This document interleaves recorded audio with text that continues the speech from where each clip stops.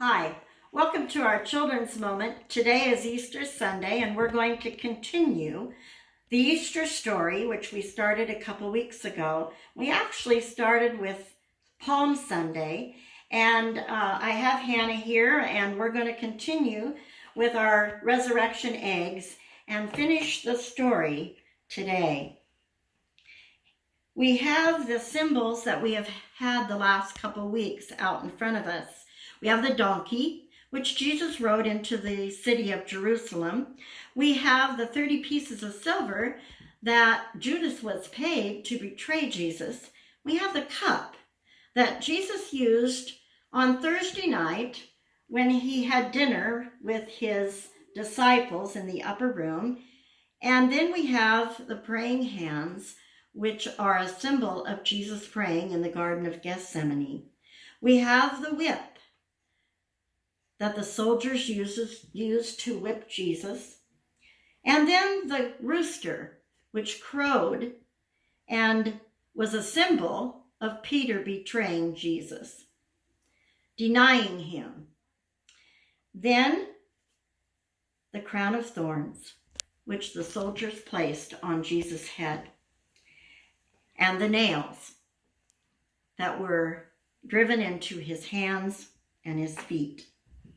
And so today we're going to be start, and Hannah's going to open the first egg. And this egg represents the spear that the soldiers used. There were two robbers who were crucified with Jesus, one on each side of him. And when the soldiers came to check them, Jesus had already died. And just to make sure, though, one of the soldiers stabbed Jesus in the side with a spear. It's sad to think that Jesus died, and that he died in such a cruel way. But remember that Jesus gave up his life because he loved all of us. He loved sinners, which includes you and me. When we tell lies or steal or cheat, when we disobey God in any way, or even someone like the soldier who stabbed him, we disappoint Jesus. Hannah, could you open the next egg? This next egg has the linen cloth.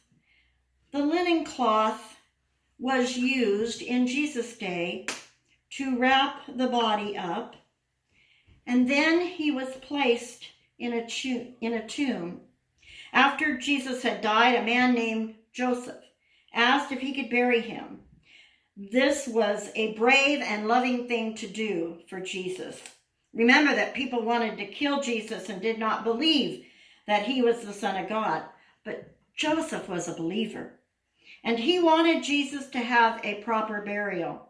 Joseph knew that this might get him into trouble with the soldiers, but he was brave and asked for permission anyway.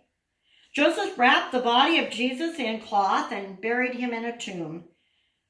The tomb was cut out of rock, like a shallow grave. Joseph then went away sad because Jesus was dead. And he wondered what would happen next. Hannah, can you open the next egg?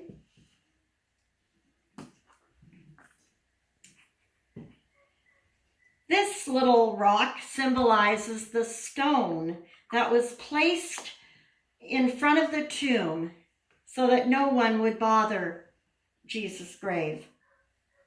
But there was a great earthquake, and an angel of the Lord descended from heaven and came and rolled back the stone and sat on it. His appearance was like lightning and his clothing white as snow.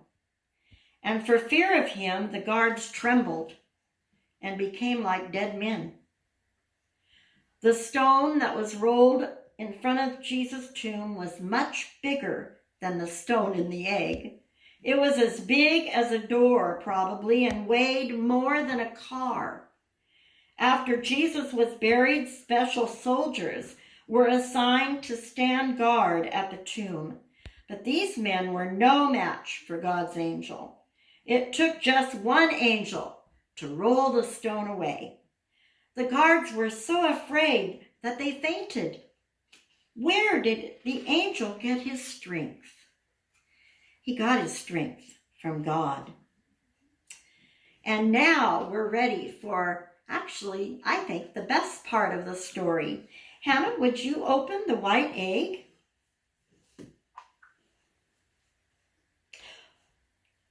The white egg is empty.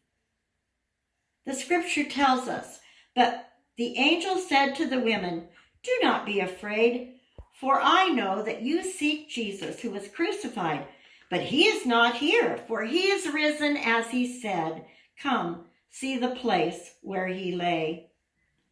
When the two women came to the tomb of Jesus, they were surprised too. The heavy stone was rolled aside and the stone was empty. Jesus' body was not there. The angel told them he has risen, and Jesus had come back to life. This was the promise that Jesus made to his disciples at their special dinner just a few days before. That he would die, but he would come back to life to show those who believed in him that they too would live forever. Someday, because Jesus died for us, we can meet him and thank him in heaven. That's the story of Easter, and it's true. Today is Resurrection Sunday, the Sunday that we celebrate Jesus being brought up to life so that we might have life too. Thanks for joining me. Have a great day.